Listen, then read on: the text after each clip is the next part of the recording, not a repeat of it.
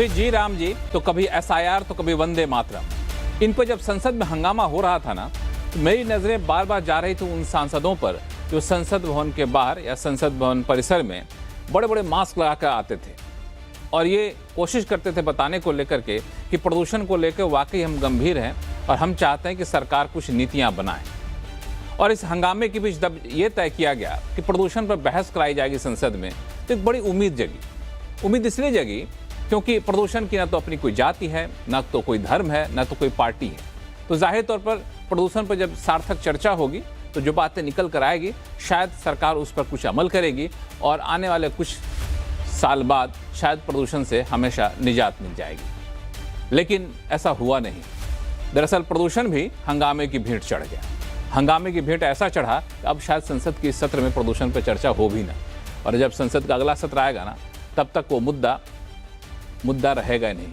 हमारे आपके लिए शायद रहे भी तो राजनीतियों के लिए शायद मुद्दा भी ना रहे। फिर हम ऐसे ही जहरीली हवा में सांस लेने को मजबूर हैं और अगले साल भी जब दिसंबर का महीना आएगा तो ऐसे ही मजबूर रहेंगे। इसका कोई निदान निकलता फिलहाल दिख नहीं रहा है। लेकिन आखिर क्यों? वो जहरीली हवा जो हमें आपको परेशान कर रही है वो तो राजनेताओं को भी परेशान करती होंगी ना। जो हमारे आपके बच्चों को परेशान कर रही है वो राजनेताओं को, बच्चों को भी तो परेशान करती होगी ना। तो फिर इतनी ज़्यादा बेरुखी क्यों, इतनी ज़्यादा गैर जिम्मेदाराना व्यवहार क्यों? आज आवाज़ अड्डा में करेंगे इसी पर खास चर्चा। नमस्कार, मैं हूं लक्ष्मण राय और चर्चा में शामिल होने वाले अपने मेहमानों से आपका परिचय कराऊं। इससे पहले एक रिपोर्ट देख लीजिए।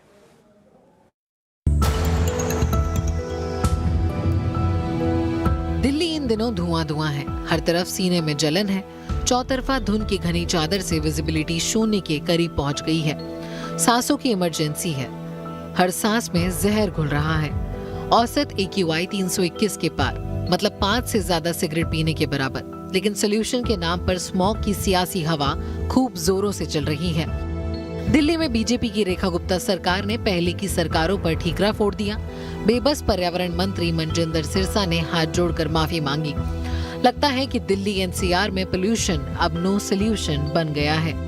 4 काम भी कर दिए होते तो हमको बाकी के काम करने पड़ते, एक काम भी कर दिया होता तो हमको बाकी के काम करने पड़ते।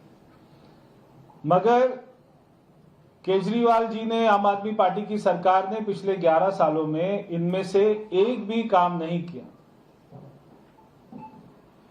आज ये सारे काम हमको करने पड़े और इन कामों का 5% भी काम नहीं किया। कभी दिल्ली में सियासी पटल पर ध्रुव तारा की तरह चमकने वाले केजरीवाल दिल्ली की हार के घने कोहरे से निकल नहीं पा रहे हैं। लेकिन आज जब नजर आए तो बीजेपी और कांग्रेस को घेरा। गैस चैम्बर बनी दिल्ली के लिए प्रधानमंत्री मोदी और राहुल गांधी पर निशाना साधा। प्रधानमंत्री जी की तरफ से एक शब्द नहीं आया।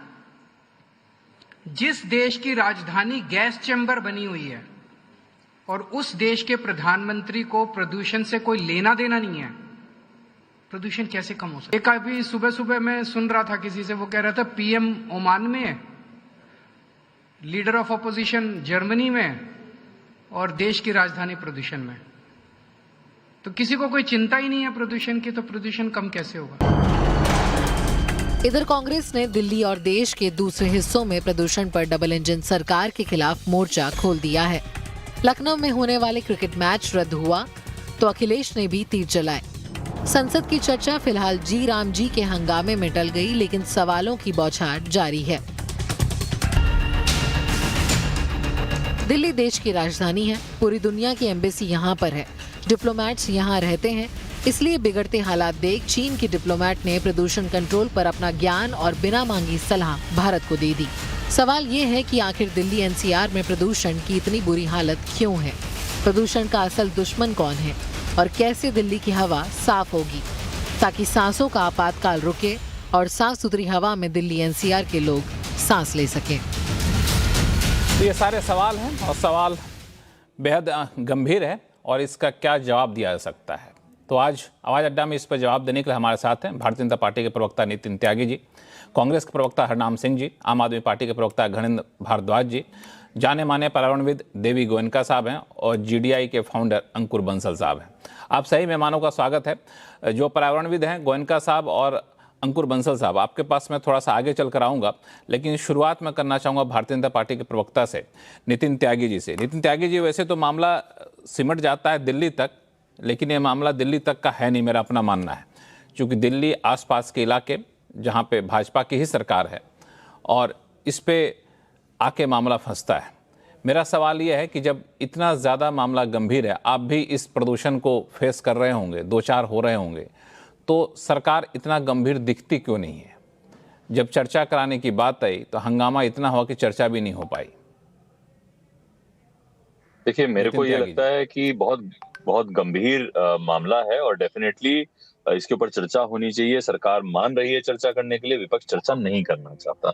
विपक्ष सिर्फ बातों को, मुद्दों को उठा के जो है ना शूट एंड स्कूट वाली पॉलिसी हमेशा आई है, और जब भी बात करने की, डिस्कशन करने की बात आती है तो उसके बाद सब उठ के भाग जाते हैं। और ये डेफिनेटली सिर्फ दिल्ली का मामला नहीं है, मुझे लगता है पूरा नॉर्थ इंडिया इसकी चपेट में है और उसमें सभी की सरकारें हैं और डेफिनेटली सारे के सारे राज्य आज की तारीख में प्रदूषण से पीड़ित हैं।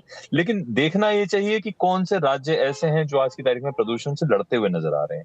मुझे लगता है 1 साल भी अभी रेखा गुप्ता जी की सरकार को दिल्ली में नहीं हुआ, और जिस तरीके से रेखा जी और रेखा जी के सारे मंत्री और सारे के सारे विधायक, बहुत सारे पार्षद भारतीय जनता पार्टी के सड़क के ऊपर हैं, देख रहे हैं, मॉनिटर कर रहे हैं सिचुएशन को। यहाँ तो हालत ये थी उससे पहले कि जो चीफ मिनिस्टर साहब थे, सर्दियों में वैसे ही विपश्यना के नाम पे दिल्ली छोड़ के चले जाया करते थे।